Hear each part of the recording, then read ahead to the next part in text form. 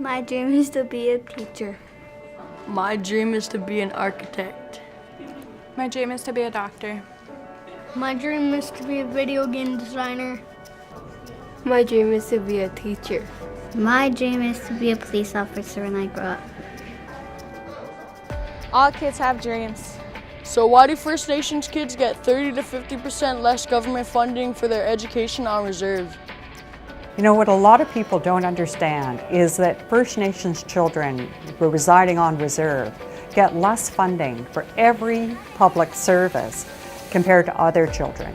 The reason for this inequality is that although provincial education, health, and child welfare laws apply on and off reserve, the federal government of Canada pays for services like education on reserve, whereas it's paid by the provincial governments for all other children and young people in Canada.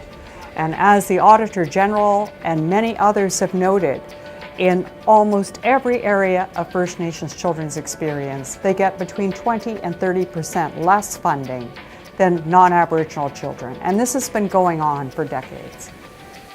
On reserve, schools get about $4,000 less per student per year compared to provincially funded schools, but that's a national average, meaning that's across the whole country. So if you go in some regions, the gap is even bigger. I was talking to a principal of a school in James Bay region of Ontario, and he was telling me that the gap for them compared to provincially funded French immersion schools close by is probably closer to $17,000 per student per year, which is pretty significant when you add it up over like a classroom of 20 students, right? You're talking about hundreds of thousands of dollars disparity. In the Canada of my dreams, all kids. All kids. All kids. Including First Nation kids on reserves. Have fair funding for school sports teams, Technology. language and culture, science labs, Excellent teachers and specialists. and healthy food. I was up north teaching in 2007-2008, and at that time there were, I think, 4 computers for 300 students in the school.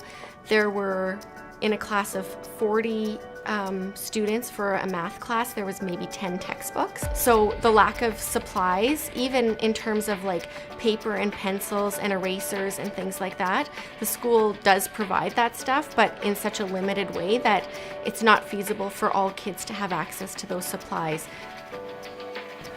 And so we see our students falling between the gaps, whether that's academically, socially, spiritually.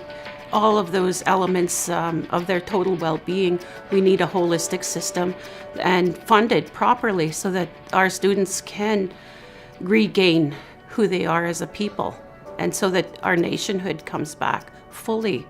And that the start of it is to have equality of funding.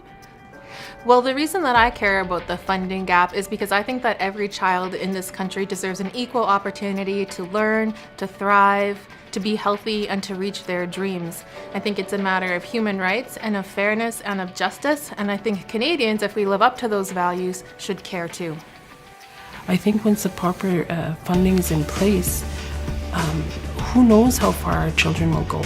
If we could see the equality come into place, you would see First Nations people thrive.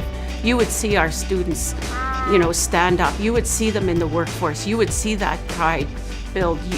It would be amazing if only we could reach equality in this country.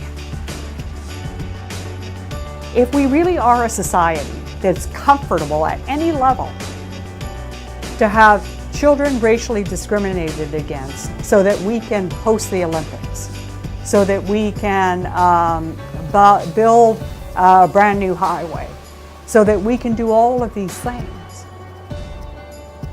then let's put that right up there with the national anthem. Let's own that description. But if racial discrimination against kids or against anyone is something that we're all against, which I believe to be true in this society, then people have to take action to end it.